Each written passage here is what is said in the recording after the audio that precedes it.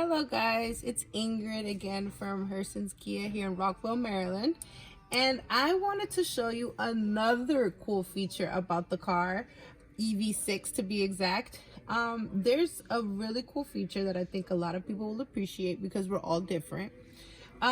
If you kind of come a little closer, thank you camera guy, and you look here where it says setup and you click on vehicle, you can literally customize the color that you want your interior car to be. Okay, and what I mean by that is that you can customize the light by clicking here where it says lights.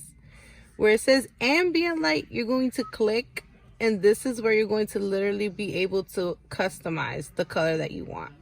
I'll show you. The colors range. We'll start with blue. Check out the cool blue. Then you can go somewhere violet, which is girly. Or if you want to customize it, you can by simply pressing set custom color.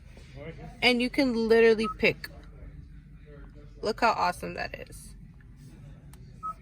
Literally customize it the way you'd like.